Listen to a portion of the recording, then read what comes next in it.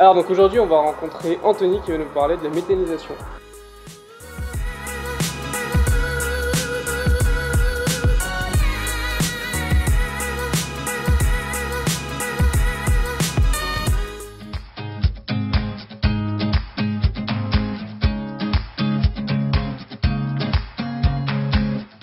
Bon bienvenue au GAEC des Buissons, en Anjou, dans le Maine-et-Loire, à côté d'Angers. On est 5 associés, on fait du lait, on fait de la volaille label, on fait des taurillons et on fait aussi de la méthanisation, que je vais vous présenter tout de suite. Donc la méthanisation au GAEC des Buissons, donc on parle de micro-méthanisation, c'est un petit méthaniseur qui fournit de l'électricité pour environ 60 à 80 foyers. Donc, le principe c'est de récupérer donc le lisier, donc les bouses et les urines des vaches laitières pour en produire du gaz. Et ce gaz va alimenter un moteur qui va produire de l'électricité. Alors pour bien faire la différence entre le lisier et le fumier, le lisier c'est composé uniquement des bouses et des urines de vache et le fumier est composé lui de bouses, d'urine et de paille en plus. La différence c'est qu'il y en a un qui est assez liquide et qui du coup est pompable, qui convient bien à ce système de méthanisation en voie liquide, alors que le fumier lui est très pailleux et du coup est plus compliqué à méthaniser pour mon méthaniseur à moi. Donc on va aller voir tout de suite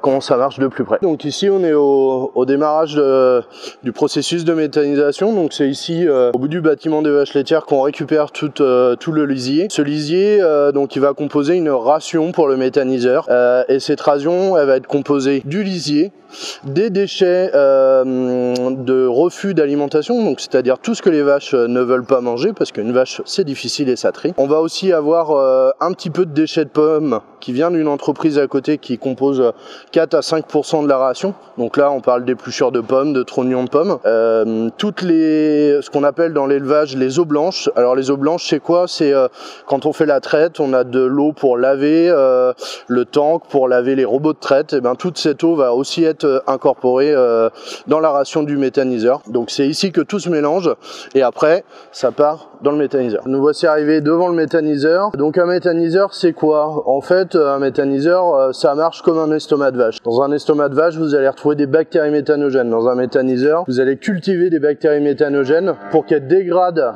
la matière organique et la transforment en gaz en CH4. Donc comme vous pouvez le voir, le méthaniseur est composé de 4 éléments. Donc on a 2 conteneurs, un conteneur qui est fait pour la maintenance, le circuit de chauffage, etc.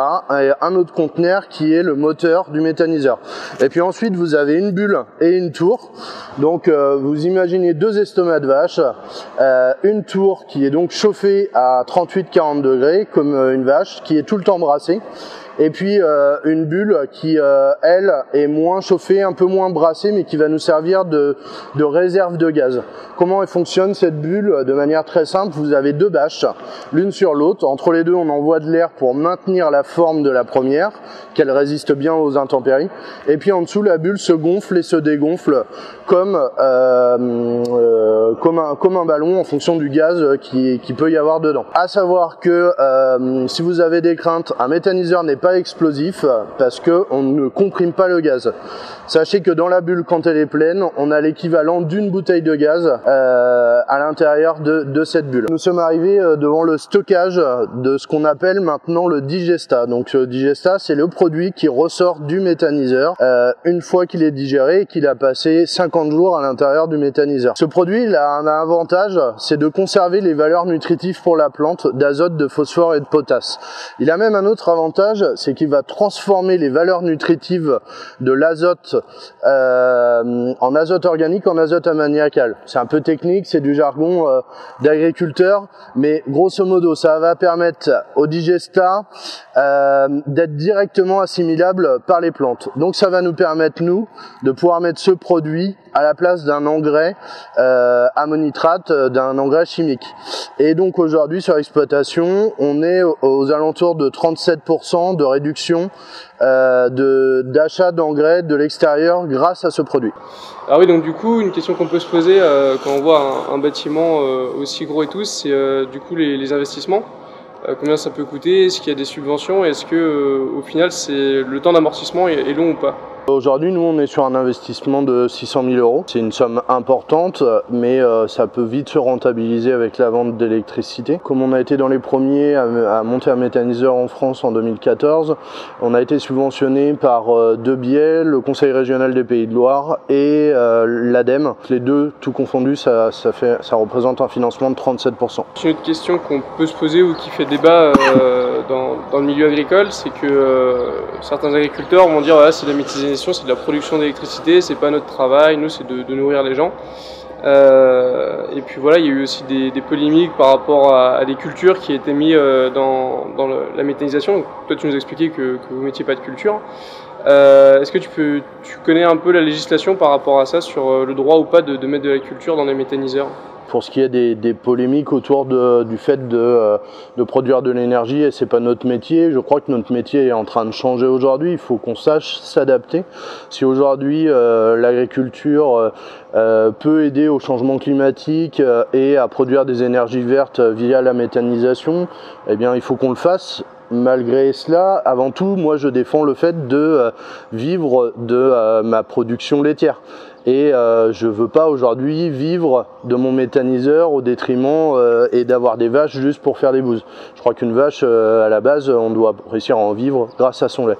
Donc ça c'est pour la première question. Et puis pour la deuxième autour des cultures énergétiques, alors la législation aujourd'hui française, elle permet d'incorporer donc des CIV. Des CIV, c'est des cultures intermédiaires à vocation énergétique.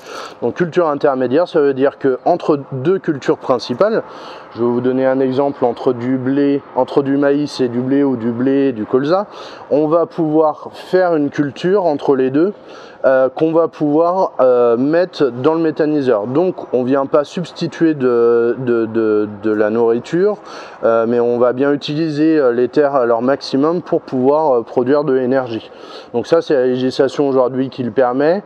Malgré cela, attention aux dérives parce que on peut vite aller vers un système où on va produire du maïs en culture intermédiaire et pouvoir permettre de mettre beaucoup de maïs dans les méthaniseurs. Faut savoir que c'est ce que fait l'Allemagne et qu'aujourd'hui elle voit une partie de son élevage disparaître à cause du maïs qui est mis dans les méthaniseurs. Donc attention. Vous avez essayé de ne pas mettre de culture dans le méthaniseur, donc c'est pour quelle raison? Bah, nous au départ, voilà, on est aussi sur une région où il y a une certaine pression foncière, où il y a beaucoup d'élevage, et on ne se voyait pas, nous, prendre des terres à nous pour faire tourner le méthaniseur, sachant qu'on en avait aussi besoin pour nourrir nos vaches. Donc l'intérêt c'était voilà, de créer un projet qui ne met pas de culture énergétique dans le méthaniseur. Et la preuve en est, ça marche. Tu connais un peu les réussites d'autres projets dans la région? Est-ce que tous les méthaniseurs marchent? Est-ce que c'est difficile? Alors, c'est une filière qui est en construction, hein. On parle vraiment de méthanisation depuis les années 2010. Ça commence vraiment à se monter depuis les années 2015-2016. Il y a aujourd'hui des échecs, il y a des choses qui marchent, j'en fais partie je crois. Maintenant il faut accompagner cette filière dans sa construction, il faut continuer à payer aussi l'électricité un petit peu plus cher que l'électricité nucléaire, parce que c'est sûr qu'on ne pourra pas produire une énergie verte comme celle-là au prix du nucléaire. Mais on a besoin toujours d'une politique forte sur ce sujet pour développer la méthanisation, mais de manière intelligente.